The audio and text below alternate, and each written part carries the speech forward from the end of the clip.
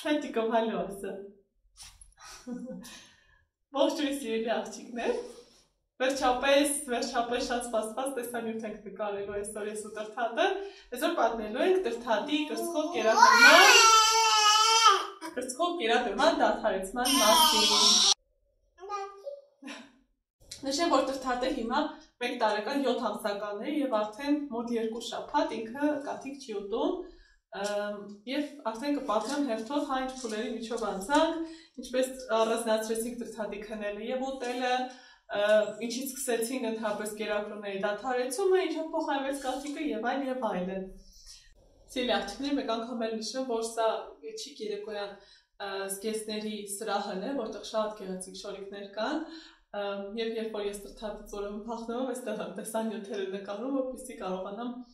կենտրոնանալ եւ մանրամասն խոսել։ Իրականում կրծքով կերակրման թեման շատ ծավալուն թեմա է եւ ես պիտի փորձեմ հնարավորինս համառոտ եւ կարեւոր կետեր առանձնացնել ձեզ համար, ինչպես դադարեցնել կրծքով կերակրումը, ինչից սկսել, ինչպես հանել։ Ես արդեն խոսել եմ ցերեկային կերակրումները հանելու դադարեցնելու մասին, այսօր խոսել ենք միայն գիշերային մասին, հա, այսինքն ընդհանուր արդեն կրծքով կերակրման ավարտ։ Արդեն նշեցի, որ Տրթատը հիմա 1 տարեկան 7 ամսական է։ Ես գիշերային կերակրումն եմ սկսել դադարեցնել, երբ Տրթատը 1 տարեկան եւ 3 ամսական էր։ Այսինքն 3-4 ամիս գրեթե ես պայքարել եմ, փորձել եմ, որպեսզի դադարեցնեմ կերակրումը։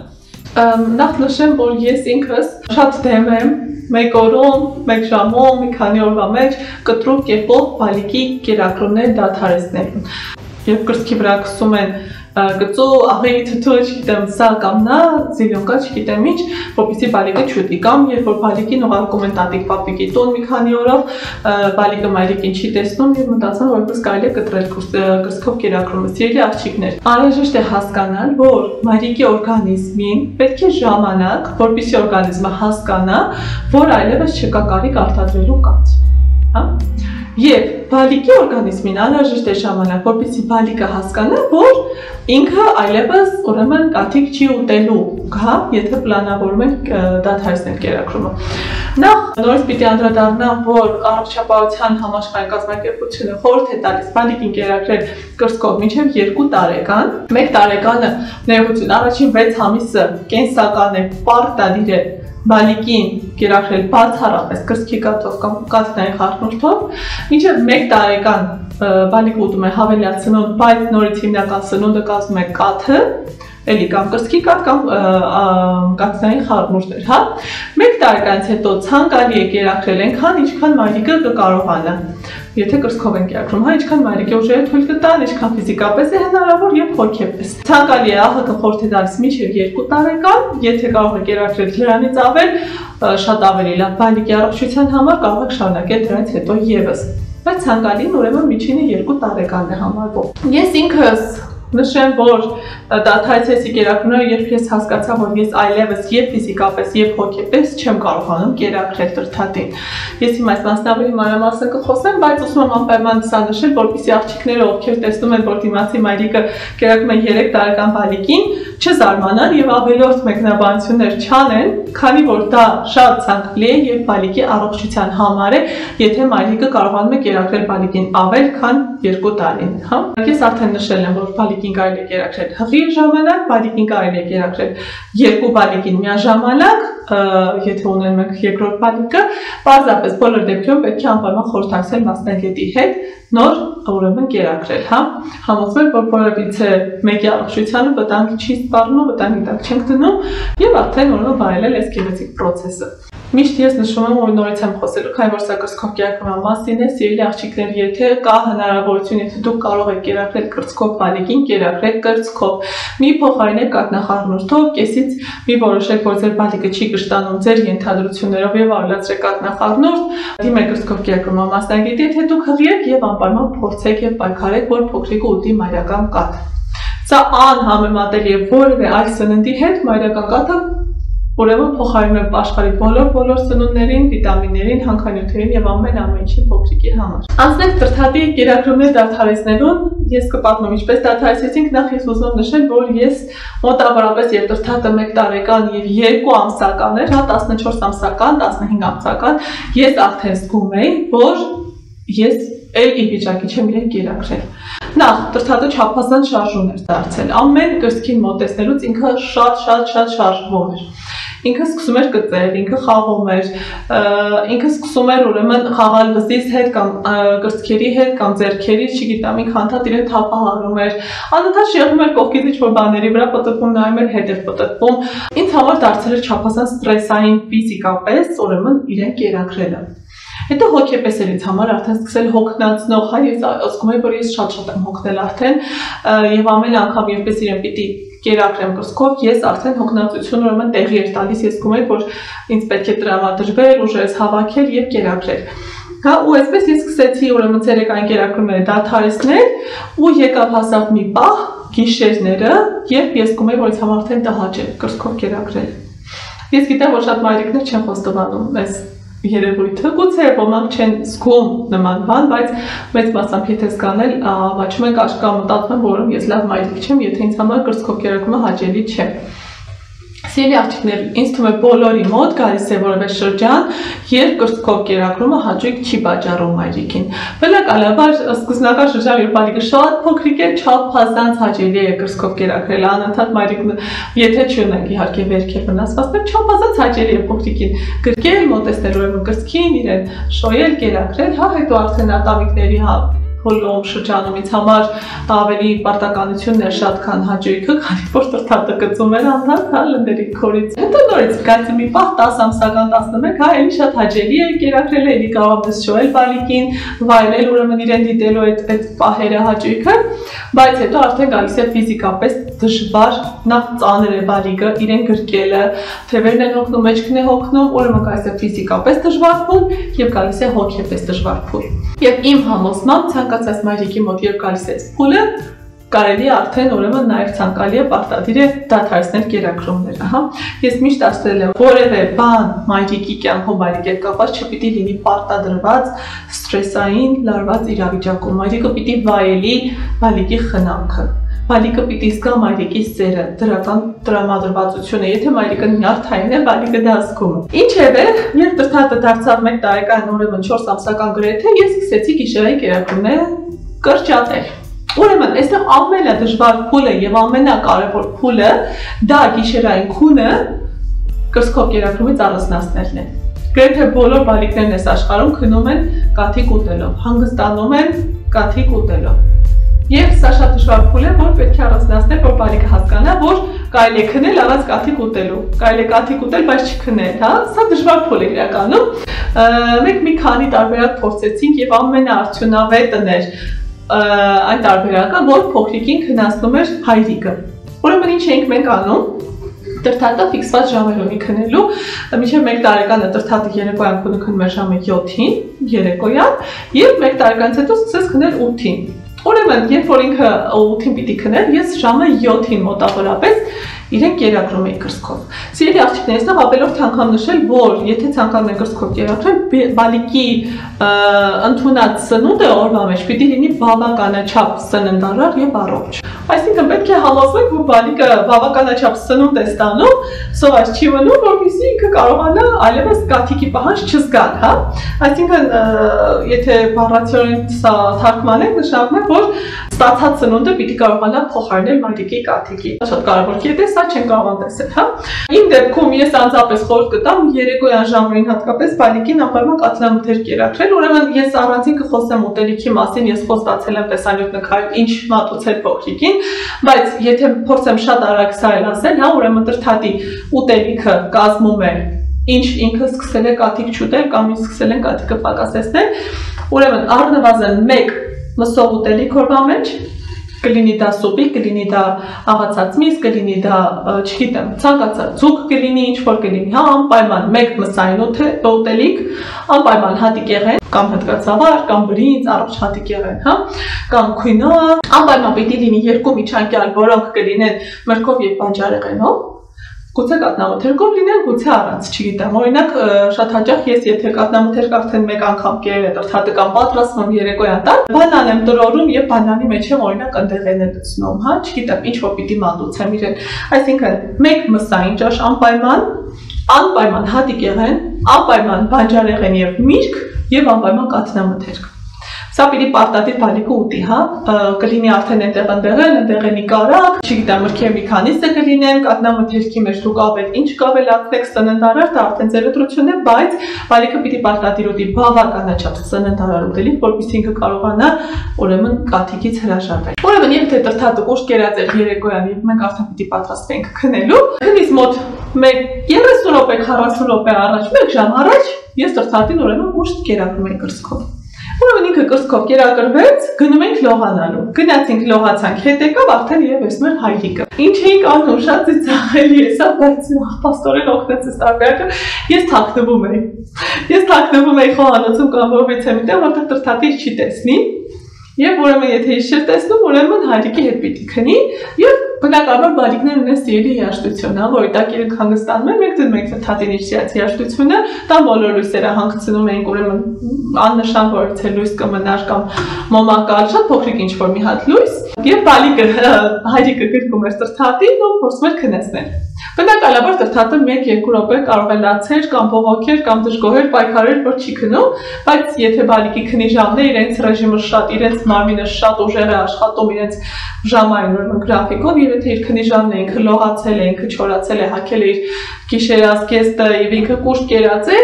ինքը գիտի, որ պիտի քնի։ Հա, այսինքն այս պայքարը գուցե տևել 3-ից 5 րոպե, բնականաբար մայրիկի համար շատ դժվար է թե բալիկը լացում է թեկուզ 1 րոպե, բայց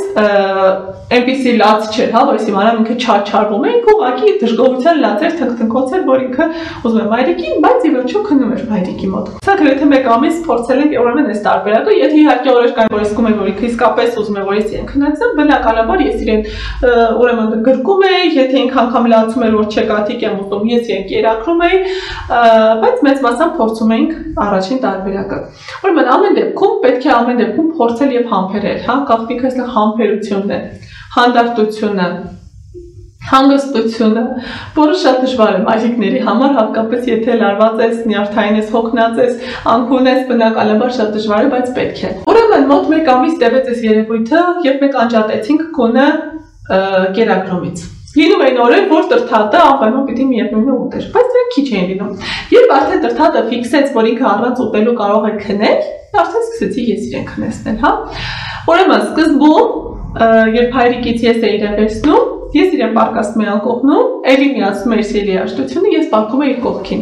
Ու իրեն շոյում էի, չգիտեմ, գլուխն էի շոյում։ Ես իդեպ քունի մասին առանձին կխոսեմ, որովհետև կան գաղտնիքներ, որոնք օգնում են բալիկին հեշտ քնացնել։ Սա առանձին թեմա, հիմա չեմ խոսի։ Շոյում էի իրեն, խոսում էի իր հետ եւ ասում եմ, մենք արդեն պիտի քնենք, արդեն գիշեր եւ այլն, եւ ինքը 5-ից 10 րոպեում քնում էր։ Երբ արդեն սա ֆիքսեցինք, երաժշտություն արդեն հանեցին, հա, արդեն ինքը ուղղակի պարկում է հիմա արդեն օրինակ հիմա 9-ին է քնում տրթատը։ Մենք 8-ից մոտավորապես քնում ենք անկողին, պարկում ենք։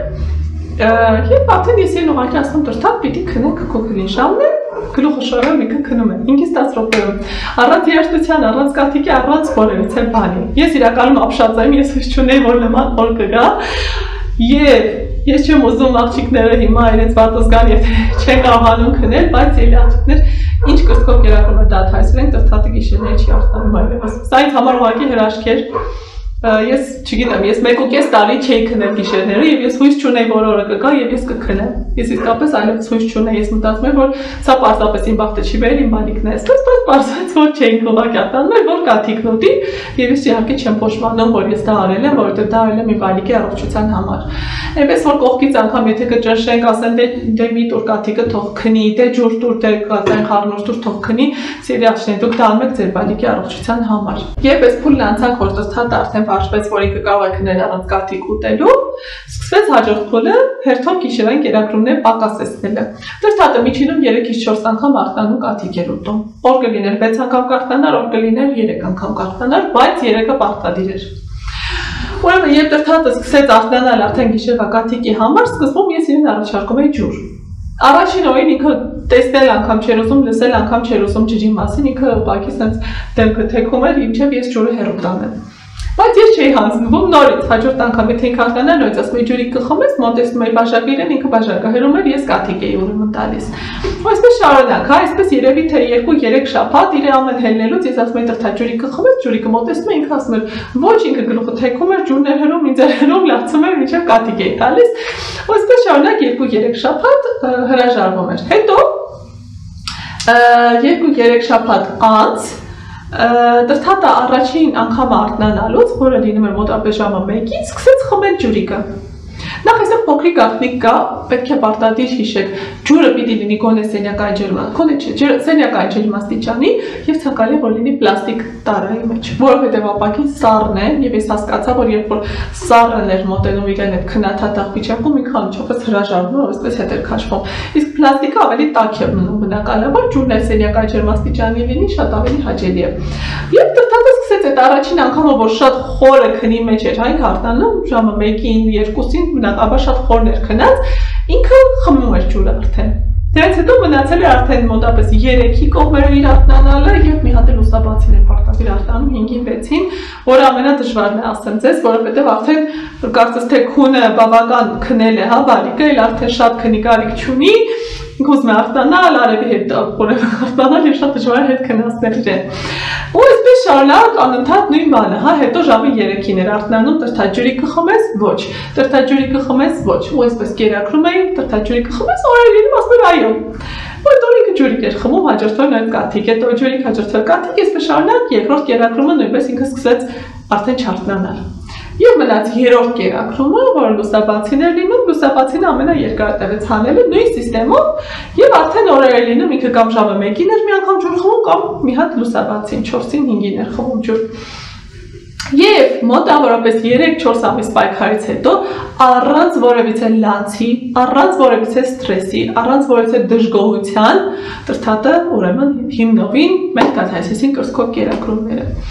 Այստեղ եւս մի շատ կարևոր բան եմ ուզում նշել, որն է բալիկի հետ խոսելը։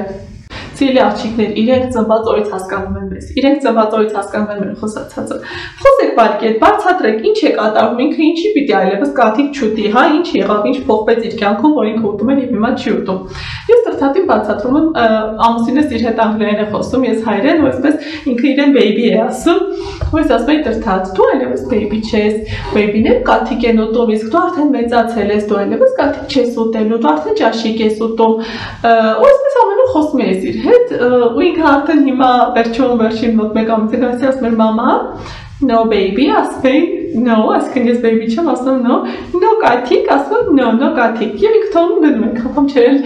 փորձում միգուցե տամ կամ չտամ, հա, արդեն այդքան վարժվել է, որ ինքը այլևս կաթիկ չի ուտում, շատ ծիծաղալի է իրականում, շատ հաճելի, շատ սիրուն տեսարան է նաեւ, ես այստեղ մի հատ կարևոր կետ մոռացա նշել, ուրեմն երբ որ տրթատը կաթիկ էր ուզում, ես իրեն ուտելիք եմ առաջարկում, հատկապես ցերեկային ժամանակ, այդ ինքը ասում էր կաթիկից, ասում էր կարող է ճաշիկ ուտես, կարող է խնձոր ուտես, կարող է մածուն ուտես, եւ ասեմ ձեզ շատ հաճախ լինում է, որ ինքը համաձայնում էր ուրիշ բան ուտել, մածուն էր ուզում, կամ խնձոր էր ուզում, բանան էր ուզում, եւ այլևս կաթիկի մասին մոռանում է։ Ուրեմն սիրելի աղջիկներ, խոսեք բալիկի հետ, բացատրեք իրեն ինչու ինքը այլևս պիտի կաթիկ չուտի, կամ ինքը արդեն մեծ է, կամ եթե մայրիկայի բալիկ պիտի ունենա, ասեք որ հաջորդ բալիկի համար, հա, մի ասեք որ կատուն եկավ տարավ, շունիկը կերավ, չգիտեմ ինչ, իհարկե ես կողմ չեմ, հա, ստելուն կամ ինչ-որ բան հորինելուն։ Պարզապես դու արդեն մեծացել ես, մեծ մարդիկ այլևս կաթիկ չեն ուտում, փոքրիկ բալիկներն ուտում են կաթիկ, մեծ բալիկները չեն ուտում։ Հիմա բաց սիստեմ, հա, բալիկները հասկանում են իրենք շատ խելացի մարդուկներ են, շատ խելացի։ Անդրադառնամ իմ օրգանիզմի վերականգնվելուն, այստեղ շատ կարևոր մի բան ասեմ, սիրելի աղջիկներ, եթե դուք որոշել եք դադարեցնել կրծքով կերակրումը, կուրծքը կթելու կարիք չկա, կուրծքը կապելու կարիք չկա, ոչ մի ծնունդ, ոչինչ կրծքի վրա դնելու կարիք չկա։ Եթե դուք անում եք գրագետ ավարտ կրծքով կերակրման, եթե այն տևում է առնվազն 1-ից 2-3 ամիս կրծքով կերակրման դադարեցումը, ձեր օրգանիզմը հասկանում է, որ այլևս կարիք չկա կաթարթատրելու, չկա կթելու կարիք, պետք չի կապելը չափազանց վնասակար է կրծքերին, ես չգիտեմ ինչպես բացատրեմ, բայց դա շատ մեծ վնաս է կրծքերին։ Ես հիմա արդեն մոտ 2-3 շաբաթ չեմ կերակրում դրթատին, բացարձակ ես ցավ չունեմ, բացարձակ ինձ մոտ ծակծկոցներ չկան, կաթի արտահոսք չկա, ոչինչ չկա, ես չեմ էլ կպել, չեմ էլ սեղմել, որ հասկանամ այդ կաթը չկա ուրեմն կրծքերում։ Մի փոքր էլ անդրադառնամ այդ ընթացքին, որ արդեն ուրեմն դադարեցրեցինք, ուրեմն երբ որ դրթատը այլևս չէր արթնանում գիշերները, մոտավորապես 3-4 օրը մեկ կրծքերս սկսում էին ցավել։ Սկզբում մի կողմս էր ցավում, հետո մյուս կողմը սկսում էր ծակծկել։ Երբ ես զգում էի, որ արդեն իմ կուրծքը սկսում է ցավել, ես դրթատին կերակրում էի։ Բայց կերակրում էի կիսատ, հա, ինքը ուղղակի մոտենում էր, քաշում էր այնքան մինչև որ իսկ այդ ցավը անցավ, կամ ձգվածությունը անցավ, ես իրեն այլևս չէի կերակրում։ Հետո սկսում էր ցավել 5 օրը մեկ։ 5 օր հետո ես իրեն 1-2 րոպե կերակրում էի, ցավն ասում էր հետ է տանում։ Հետո 10 օրը մեկ։ Ու հետո արդեն սկսեց այլևս ոչ մի բան չզգացվել, ոչինչ չցավել, ոչինչ չծակծկել, ես այլևս իրեն չեմ մոտեցրել կրծքին։ Հիմա առնվազն 2 շաբաթ, եթե ոչ ավել դրթատը բացարձակ չի մոտեցել կրծքին, ինձ մոտ չկա ոչ մի ցավ, ոչ մի խնդիր, ոչ մի արտոնսալացություն, ոչինչ չկա բացառապես։ Այնպես որ սիրելի աղջիկներ, նորից եմ կրկնում, զինվեք համբերությամբ։ Սա երկար process է, չի կարելի մի բան, որ օրգանիզմը, որին տրամադրվել է 9 ամիս, հա, 9 ամիս հղիության ընթացքում մեր օրգանիզմը փորձում է հասկանալ ինքը ինչ պիտի անի, ինչպես պիտի կերակրի կրծքով։ Հետո էլ բալիկի ծնվելուց հետո 3 ամիս մեր օրգանիզմը փորձում է կարգավորել կաթնարտադրությունը, լակտացիան, այսինքն միջին հաշվով մեր օրգանիզմը ասում է 10-ից 12 ամիս կրծքով կերակրումը կարգավորելու համար, կրծքի մեջ կաթ արտադրելը հասկանալու, ձևավորելու, ուրեմն կազմելու համար։ Եվ սա հնարավոր չէ մեկ օրվա մեջ պարզապես վերցնել ու չկերակրել, չի լինում նման բան, հա։ Պիտի օրգանիզմին տանք ժամանակ, որ ինքը հասկանա, որ իր գործադրած 1 տարվա ջանքերը հիմա պետք է դադարեցնել։ Օրգանիզմը պիտի հասկանա, ինչ է կատարվում, պիտի հասկանա ինչ անել, ում համար ինչ արտադրել, մայրիկին ինչ է պետք, բալիկին ինչ է պետք, հա։ Հետևաբար, խնդրում եմ ձեզ զինվեք համբերությամբ, միշտ ապեք, սա ձեր առողջության հարցն է, սա բալիկի առողջությունն է, բալիկի հոգեկան առողջությունն է, ձեր հոգեկան առողջությունն է եւ ի վերջո ձեր ֆիզիկական առողջությունն է։ Չենք մոռանում, որ կուրծքը կնոջ կյանքում չափազանց կարևոր օրգան է եւ պետք չէ կրծքերին ուրեմն կրծքերի վրա փորձարկումներ անել կամ անլուրջ վերաբերվել մեր առողջությանը։ Իմ փորձը այսքանն էր։ Եթե հարցեր կունենաք, գրեք, ես սիրով կպատասխանեմ, իսկ փորձառու մայրիկներին ես պիտի խնդրեմ ինձ պատմել, թե իրենք ինչպես են դադարեցրել կրծքով կերակրումը, ինչ դժվարություններ են եղել ճանապարհին եւ ինչ հեշտ կետեր են եղել, որոնք խորհուրդ կտան մյուս մայրիկներին, որոնց մասին ես չնշեցի։